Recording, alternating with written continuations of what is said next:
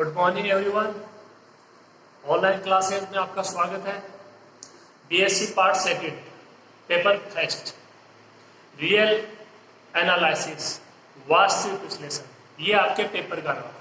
ठीक है, दो बुक है यहाँ पे, एक रियल एनालिसिस और एक मैट्रिक स्पेस, वास्तविक अनुक्रम और दूरिक समष्टि। 4 यूनिट है वो इसमें रियल एनालिसिस में है और 1 यूनिट है वो मैट्रिक स्पेस में है, दूरिक समष्टि में। ठीक है, पहली बात। दूसरी बात, ये पेपर है, ये आपका थ्योरेटिकल पेपर है। ठीक है, तो थोड़ा सा आपको इसमें समझना होगा, थोड़ा सा आपको इसमें सोचना होगा, आज कल्पना करनी होगी एक चीज की। आप एग्जैक्ट यहाँ पे मान आपको मिलेंगे नहीं, 2 है, 3 है, 4 है, उसके बारे में सोचना पड़ेगा कि हाँ ये मान ऐसा हो सकता है क्या। ठीक है, तो इस तरीके से इमेजिन करना पड़ेगा थोड़ा सा। इसमें थ्योरेटिकल पेपर है, हर चीज को आपको आज बारीकी से समझाने की कोशिश करेंगे और आप उसको समझना। ठीक है, थोड़ा सा टफ है जो आपका दूसरा पेपर है, तीसरा पेपर है उसके मुकाबले, लेकिन इतना भी टफ नहीं कि अपन उसको कर ना सके। ठीक है, तो अपन स्टार्ट करते हैं। देखो, जो आपका बीएससी पार्ट सेकंड का कौन सा पेपर है? First paper. नाम क्या है? रियल एनालिसिस वास्तविक विश्लेषण। ठीक है, तो जो पहली यूनिट है वो आपकी अलग बुक है, उसमें है दूरिक समष्टि में। ठीक है, और जो सेकंड, थर्ड, फोर्थ, 5 यूनिट है वो आपकी इस बुक में है रियल एनालिसिस। तो उसकी अपन यूनिट सेकंड स्टार्ट कर रहे हैं। ठीक है, रियल एनालिसिस की फर्स्ट यूनिट को सबसे बाद में कराएंगे। तो जो सेकंड यूनिट है वो आपका चैप्टर नंबर 3 है। वो क्या है? Chapter number 3। चैप्टर नंबर 3 आपको पढ़ना है। ठीक है, और उस चैप्टर नंबर 3 का नाम क्या है? वास्तविक अनुक्रम। उस चैप्टर नंबर 3 का नाम क्या है? वास्तविक अनुक्रम। ठीक है, इतनी बात। हाँ जी, ये तो रहा कि आपको क्या पढ़ना है क्या नहीं पढ़ना है। अब इसमें अपन शुरुआत करें। ठीक है, तो शुरुआत में देखो आपको मिलेगी इसकी परिभाषाएं, उसके बाद में उस पर आधारित मिलेगी थ्योरम और एग्जाम्पल। ठीक है, तो आपके अच्छे से परिभाषाएं क्लियर होनी चाहिए। अगर परिभाषाएं इसमें क्लियर होंगी तभी आगे का पोर्शन होगा। अगर परिभाषाएं क्लियर नहीं होंगी तो ना थ्योरम समझ में आएंगी और ना ही एग्जाम्पल समझ में आएंगे। तो अच्छे से देख लीजिए आप, प्रत्येक परिभाषा है वो आपके समझ में आनी चाहिए। ठीक है, तो अपन स्टार्ट करते हैं इसको, आज बेसिक से स्टार्ट करते हैं कि क्या है और क्या नहीं। ठीक है, आइए।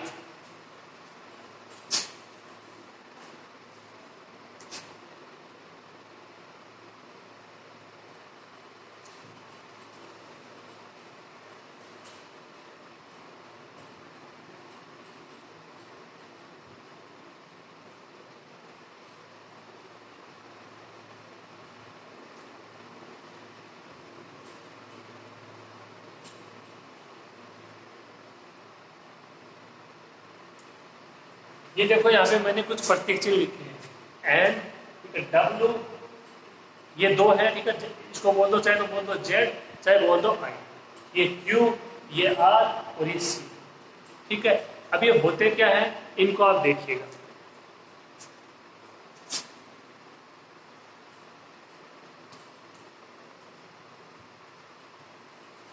एन को बोलते हैं set of natural number. N को क्या बोलते हैं? सेट ऑफ नेचुरल नंबर, प्राकृत संख्याओं का समुच्चय। ये इस प्रकार की, ये देखो आपको पता होना चाहिए सभी मान कि एन में कहाँ से अवयव होंगे, कौन कौन से अवयव होंगे, डब्ल्यू में कौन कौन से होंगे। ठीक है, तो ये आपको पता होना चाहिए, इंपॉर्टेंट है। एन को क्या बोलोगे?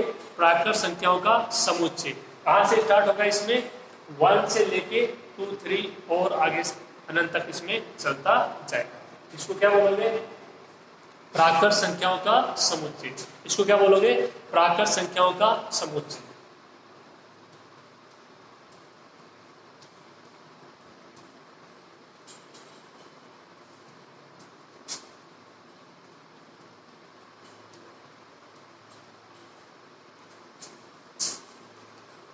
एन को क्या बोलोगे? प्राकृत संख्याओं का समुच्चय।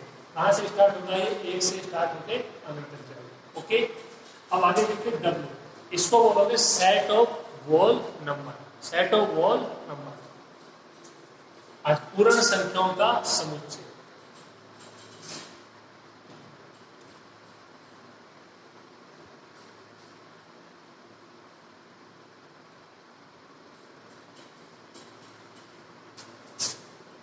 अब इसमें केवल थोड़ा सा अंतर होगा, इसमें एक अंक और आ जाएगा, कौन सा?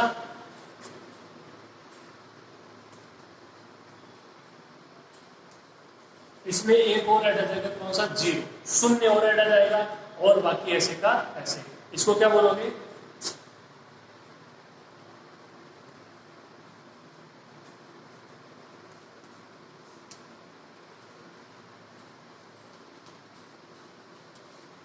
इसको बोलोगे पूर्ण संख्याओं का समुच्चय। ये देखो बेसिक जानकारी है और इसके बारे में आपको पता होना ही चाहिए। ये शुरू से लेके अंत तक हमेशा आपके काम में आएगी, आगे जब भी आप उसको पढ़ते जाओ। ठीक है, इसके बाद बात कर लेते हैं, ठीक है, जेड और आई। ये इसकी फुल फॉर्म होती है होल नंबर। ठीक है, ये इसको बोलते हैं नेचुरल नंबर, प्राकृत संख्याओं का समुच्चय। अब इसको बोलते हैं जेड या आई। ठीक है, इसको बोलते हैं पूर्णांक संख्याओं का समुच्चय। इसको क्या बोलते हैं? पूर्णांक संख्याओं का समुच्चय, सेट ऑफ इंटीजर नंबर। क्या बोलते हैं? सेट ऑफ इंटीजर नंबर, पूर्णांक संख्याओं का समुच्चय। थोड़ा सा अंतर है, यहाँ पे पूर्ण संख्याओं का समुच्चय और यहाँ पे पूर्णांक संख्याओं का समुच्चय।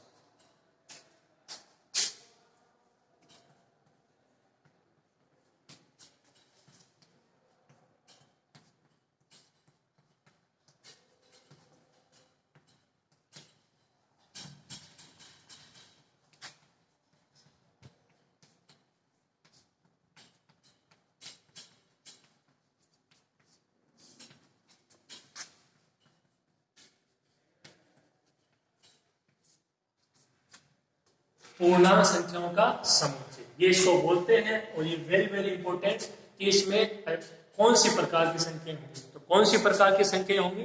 माइनस इंफिनिटी से लेकर प्लस इंफिनिटी के बीच में सारी संख्या होंगी और जीरो भी होगा। यानी 0 1 2 3 -1 -2 -3 -4। समझ में आ गई बात? इसमें प्लस वाली सारी संख्याएं, इसमें माइनस वाली सारी संख्याएं और इसमें जीरो। तो ये हो जाएगा पूर्णांक संख्याओं का समुच्चय। इसको आप है ना जेड भी बोल सकते हो और इसको आई भी बोल सकते हो। पूर्णांक संख्याओं का समुच्चय, सेट ऑफ इंटीजर नंबर।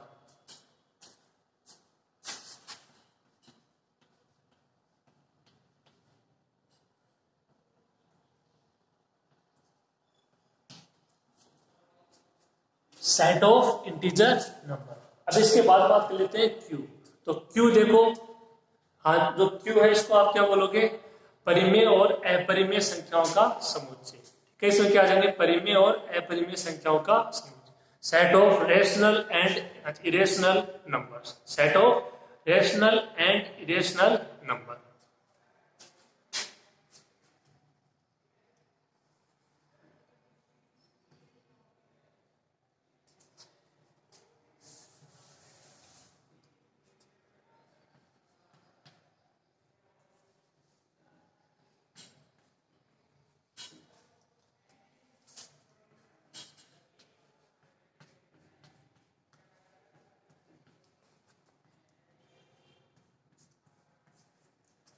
ये देखिए दो प्रकार की संख्या यहाँ पे मैंने लिखी है।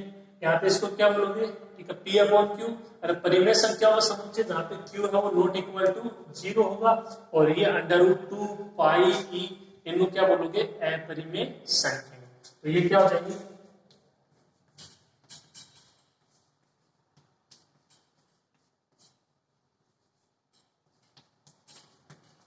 ये हो जाएगी परिमेय संख्या, और ये क्या हो जाएगी?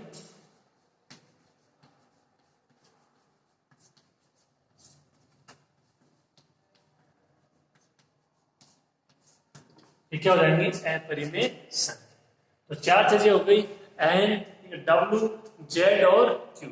दो और है आर और सी। तो आप इसको अच्छे से नोट्स बनाइए इसके, ठीक है, शुरू से लेके अंत तक आप इसको उतारिए एक बार अच्छे से, और अच्छे से समझना कि कौन से अगले किस में आएंगे, ये आपका अच्छे से क्लियर होना चाहिए। तो लिखो इसको, फिर आगे करते हैं।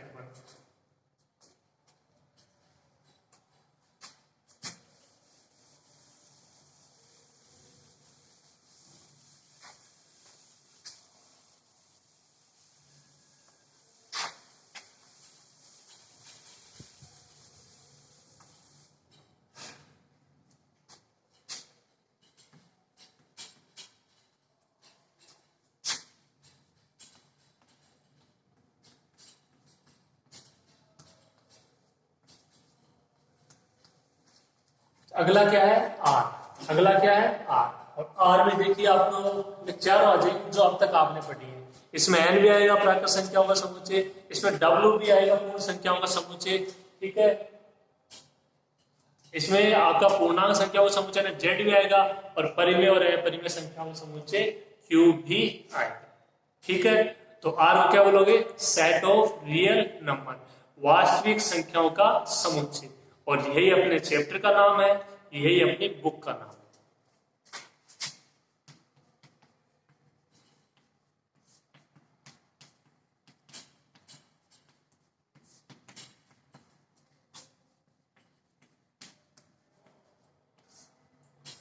वास्तविक संख्याओं का समुच्चय, set of real number.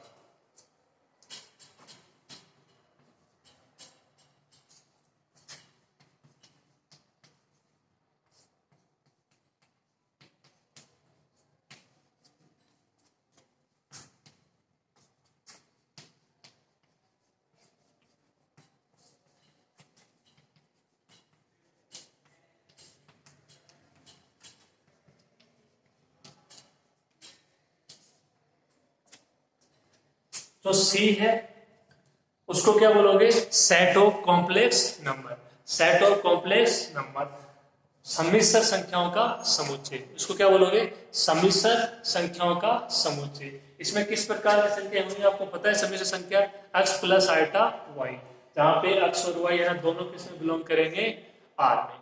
2 plus 3 iota, ठीक है, -2 प्लस 4 आइटा, इस तरीके से। तो कहने का मतलब है ये आपका कॉम्प्लेक्स नंबर है एक x प्लस आइटा y। तो ये कुल आपको 6 नंबर मैंने बताए हैं, इनके बारे में आपको अच्छे से पता होना चाहिए। इन दोनों को और नोट कीजिए, इसके बाद में आगे देखते हैं।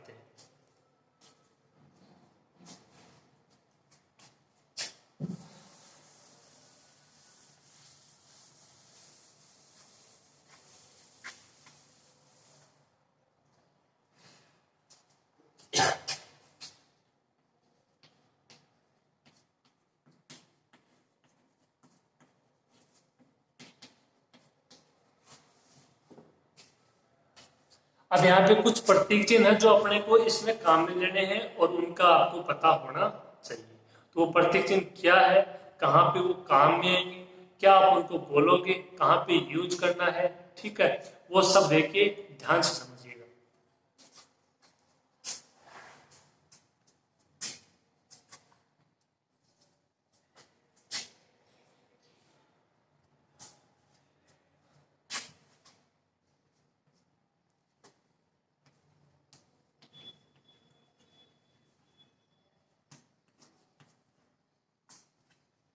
पहला चिन्ह देखो ये इस तरीके से, ठीक है, इसको क्या बोलोगे, बिलोंग्स टू, इसको क्या बोलोगे, बिलोंग्स टू, मतलब ये संबद्ध करता है, इसकी हिंदी होगी संबद्ध रखता है, संबद्ध करता है। एग्जाम्पल के तौर पे देखिए, इसका क्या मतलब है कि ए कोई समुच्चय है, ठीक है, ए क्या कोई समुच्चय और ये स्मॉल है उसका अवयव है, ये इसको अक्ष, इसका क्या मतलब है, इसको क्या बोलोगे, x बिलोंग्स टू ए, इसको क्या बोलोगे, x बिलोंग्स टू ए, यानी x है वो ए से संबंध रखता है, ठीक है, x है वो ए का अवयव, सिंपल सा है।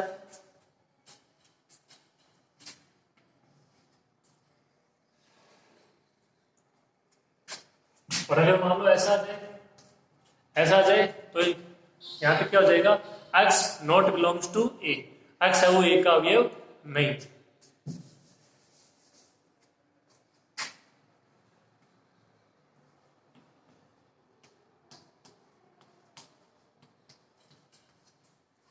दो कंडीशन दी गई है, A containing B and B containing A, इसको क्या बोलोगे, कंटेनिंग, इसको क्या बोलेंगे, कंटेनिंग, ठीक है। देखो इसका क्या मतलब है, इसका मतलब ये है कि ये देखो दो समुच्चय हैं ए और बी, तो इसका मतलब है कि ए के सारे अवयव है वो बी में है, इसका मतलब है कि जो बी है उसके सारे अवयव किसमें है, ए में है। तो यहां से इसको क्या बोलोगे, ए बराबर बी, यानी ए और जो बी है उसके जो आपके दोनों समुच्चय हैं उनमें अंक की संख्या समान है और जो अवयव है वो भी क्या है, समान। तो अगर ये दोनों मिलते हैं आपको तो क्या हो जाएगा ए बराबर बी। और अगर मान लो ये एक ही मिलता तो ये बराबर नहीं होगा, इससे यही समझोगे कि ए के सारे अवयव किस में है, बी में। इससे क्या समझोगे कि बी के सारे अवयव किस में है, ए में। ठीक है इतनी बात।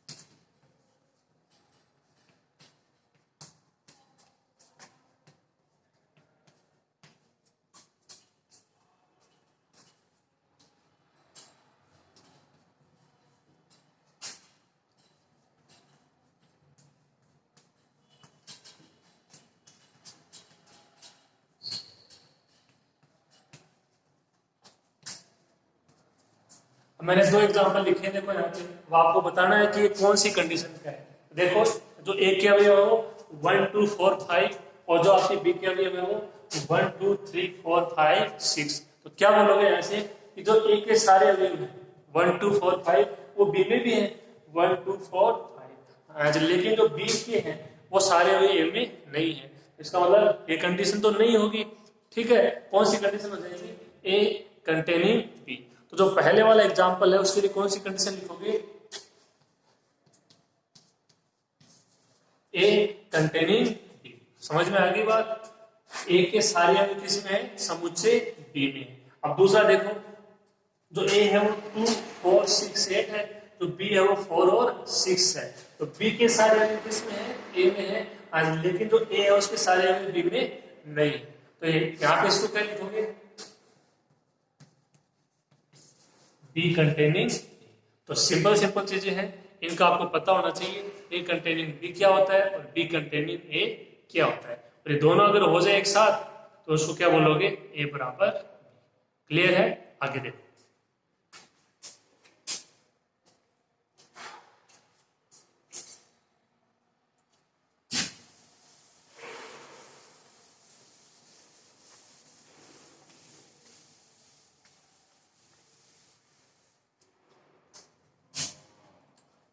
अब देखो इसके बाद में इंटरसेक्शन आएगा, यूनियन आएगा। उसका तो आपको पता है, ए यूनियन बी में किस प्रकार की होंगी, ए इंटरसेक्शन बी में किस प्रकार की होंगी। ठीक है, फर्स्ट टाइम में आपने पढ़ा है डिस्क्रिप्टिव वैल्यू यूनिट, तो उसको बताना इतना जरूरी नहीं है। आप इंटरसेक्शन और यूनियन के बारे में अच्छे से जानते हो। उसके बाद आगे देखिए,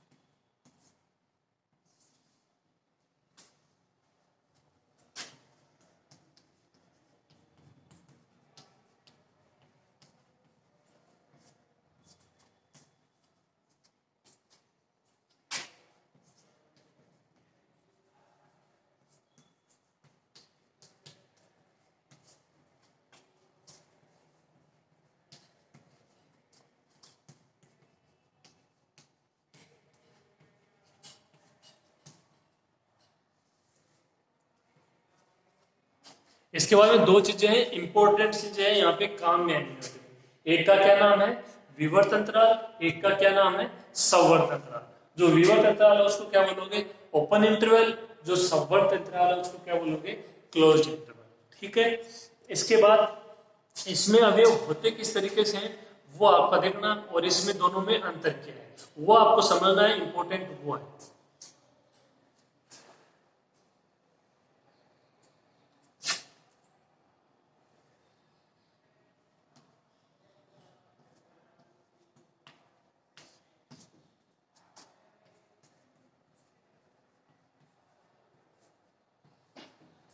पहला अंतर तो ये, अवयव मैंने यहाँ पे भी एक्स लिया, यहाँ पे भी एक्स लिया, उससे कुछ फर्क नहीं पड़ता। आप यहाँ पे एक्स ले लो, वही ले लो, वो कोई बात नहीं। आपको समझना है अवयव।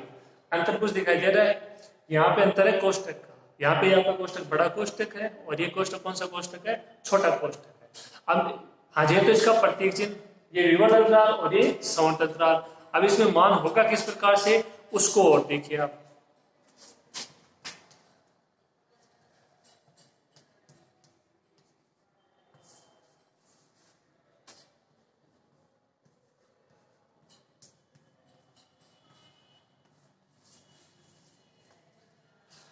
ये देखिए दोनों में अंतर देखिए आप, जो यहाँ पे आपने लिखा कि x बिलोंग्स टू एबी और x बिलोंग्स टू एबी, हालांकि इसको बोलोगे x belongs to open interval A B, x belong to close interval A B. तो यहाँ पे इसका मतलब क्या होगा कि जो आपका x है वो a और b के बीच में होगा, मतलब a से तो बड़ा होगा और b से क्या होगा, छोटा होगा। कौन? x, जो आपने अवयव लिया है। इसका मतलब यदि आप कोई अवयव लेते हो, मान लो मैंने 3 ले लिया, कौन से इंटरवल में? ए बी, तो 3 है वो ए से तो बड़ा होगा और बी से क्या होगा, छोटा। बस इतना सा समझना है। ओके, अब इसमें देखो, इसमें आपको अंतर दिखाई दे रहा है। ऊपर वाली कंडीशन तो है ही, देखो A less than X less than B, ये तो है ही। एक और ऐड हो गई, कौन सी? इक्वल टू की कंडीशन। इक्वल टू की कंडीशन ये किसमें आएगी? क्लोज इंटरवल में। तो कुछ समझ में आया दोनों में अंतर क्या है? कि यहाँ पे क्या हो जाएगा, जो आप बोल रहे हो कि x belongs to close interval A B है, इसके लिए क्या हो जाएगा?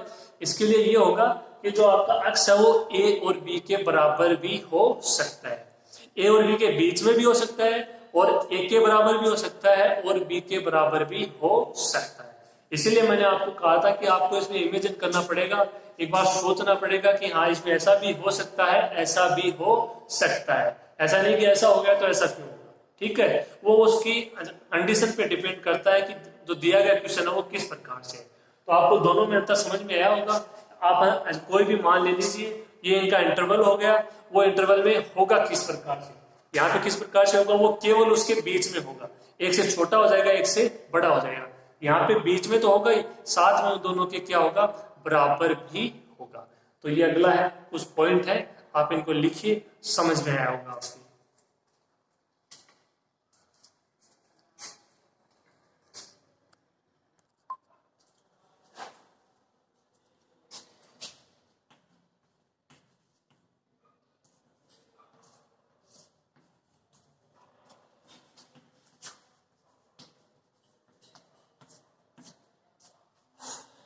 अब देखिए अपन आगे बढ़ते हैं। वास्तविक अनुक्रम, उससे पहले पढ़ लेते हैं अनुक्रम कि अनुक्रम क्या होता है। ठीक है, तो देखिए सीक्वेंस अनुक्रम होता क्या है।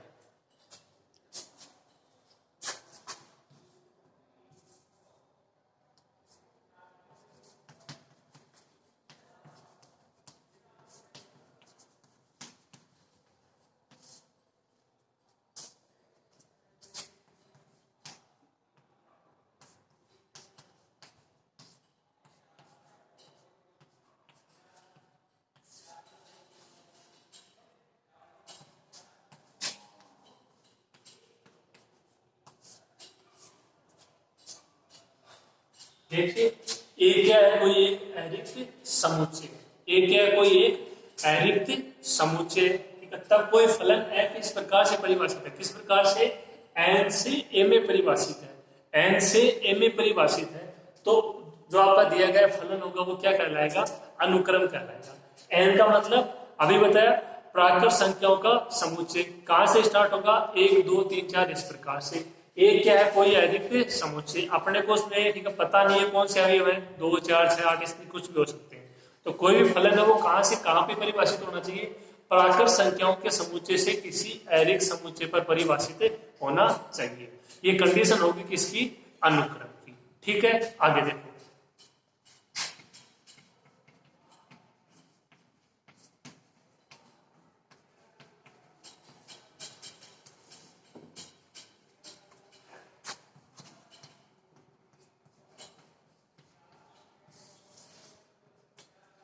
वास्तविक अनुक्रम, वास्तविक अनुक्रम में क्या होगा?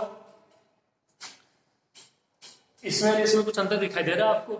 जो फलन f है वो n से आज कहां पे डिफाइन होगा? r। अब की बात फिक्स हो गया, यहाँ पे तो कोई समुच्चय था, ये अपने को मालूम नहीं उसमें क्या हुआ, लेकिन यहाँ पे r का अपने को पता है कि r में कौन कौन से आएंगे? n w z q। ठीक है, तो इस तरीके से इसमें और इसमें अंतर क्या है कि जो फलन है वो f है वो n से r में परिभाषित होना चाहिए। ठीक है, तो आप यदि इनकी परिभाषा लिखना चाहो तो आसानी से परिभाषा इसकी लिख सकते हो। जो अनुक्रम है इसकी परिभाषा क्या होगी?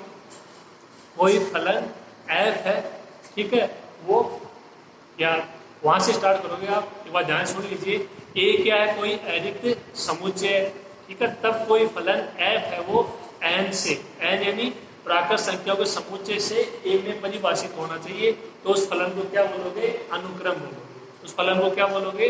अनुक्रम बोलोगे। और फिर यदि आप इसकी परिभाषा लिखना चाहो वास्तविक अनुक्रम की, तो मैं इसकी यहाँ में आज लिख देता हूँ परिभाषाएं, ठीक है, आप उसको नोट कर लेना। ये इसकी कंडीशन होगी एफ एन से आर।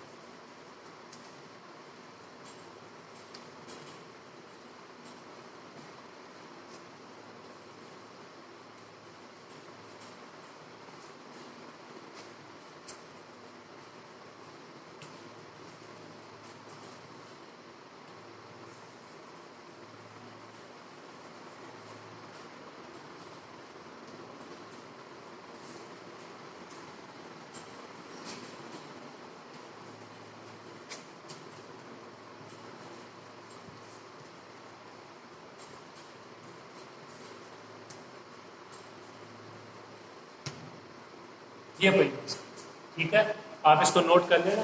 ये एक फलन एफ है, वो क्या है? प्राकृत संख्याओं के समुच्चय एन से आर में क्या हो? परिभाषित हो, तो एफ यानी ये अर्थात एफ एन से आर में परिभाषित हो, तो उसे क्या बोलेंगे? वास्तविक अनुक्रम। ये बात हो गई वास्तविक अनुक्रम की।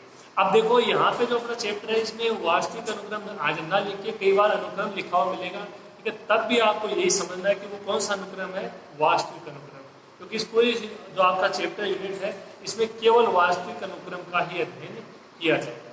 आपकी बुक का नाम देख लीजिए, रियल सीक्वेंस है, तो वास्तविक अनुक्रम का ही उपयोग होगा। तो कहीं पे यदि आपको लिखा वास्तविक अनुक्रम की जगह ये लिखा मिल जाए अनुक्रम है, तब भी आपको उसको क्या समझना है? वो वास्तविक अनुक्रम ही है, ठीक है। नोट कीजिए इसको, आगे करते हैं।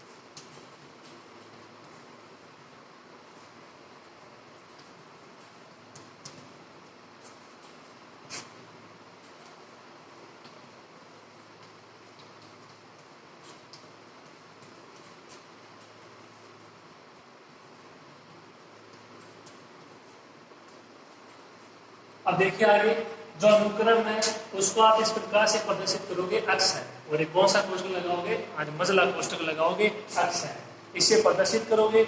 जहां पे जो अक्षैन है, आप इसको क्या बोलोगे? अनुक्रम अक्षैन। इसको क्या बोलोगे? अनुक्रम अक्षैन। तो जब एक कोष्टक लगा होगा तभी ये बोला जाएगा अनुक्रम अक्षैन। इसका मतलब क्या है? देखो एन की जगह मान रखना है ना आपको, देखो N belongs to N, N belongs to N, आपको मैंने बता दिया इसको क्या बोलोगे? Belongs to. ये आपको मैंने नहीं बताया है, इसका मतलब होता है फॉर ऑल। इसका क्या मतलब होता है? For all. उल्टा ए है, अगर आप ध्यान से देख रहे हो,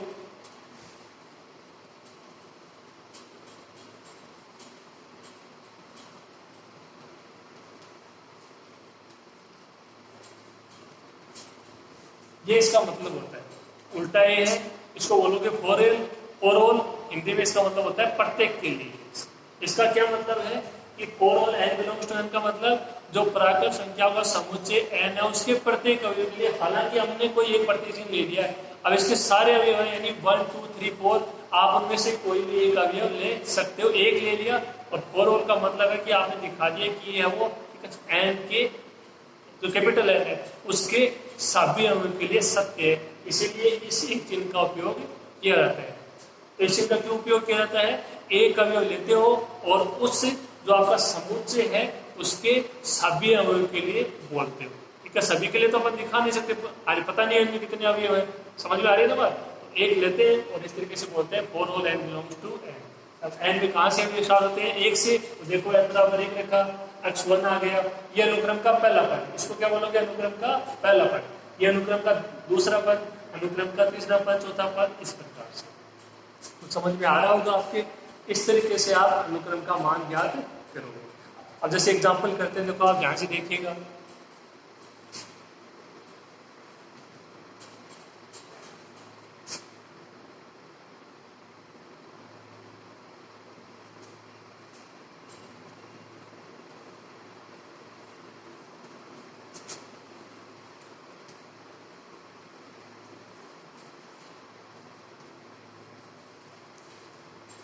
ये देखो कोई अनुक्रम है, अक्स है, इसका मान क्या दिया गया है? 2 + 1/2 की पावर n, 2 + 1/2 की power n, for all n belongs to capital N, मतलब जो प्राकृत संख्या का समुच्चय है उसके सभी अंक। ठीक है, तो अपन देखो बारी बारी से मान रखते हैं इसमें। यहाँ पे x1 का मान क्या होगा बताओ? n बराबर 1 रखोगे, ठीक है, तो यहाँ पे भी n बराबर 1 आपको रखना पड़ेगा। कितना आ जाएगा? 2 + 1/2, 2 की पावर 1, कितना हो जाएगा? 2, 2 + 1 + 2 कितना हो गया? 5/2, 5/2। x2 का मान कितना हो जाएगा? n बराबर कितना रखोगे? 2। यहाँ पे तो कोई फर्क नहीं पड़ेगा, n का मान 2 रखोगे, ये 2 की पावर 2 कितना हो जाएगा? 4। तो ये कितना हो जाएगा? 2 + 1/4 कितना हो जाएगा? कुल 9/4। x3 कितना हो जाएगा? 2 + 1/2 की पावर 3, और 2 की पावर 3 कितना होता है? 8।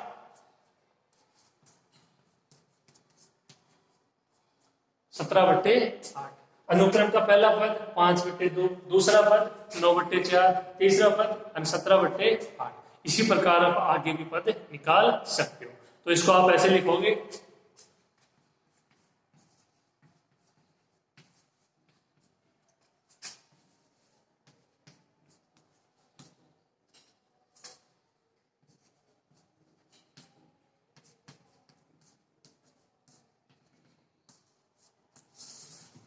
ये आपका अनुक्रम x है वो इस मान के लिए इस प्रकार के अवयव होंगे 5/2, 9/4, 17/8, डैश इस प्रकार से।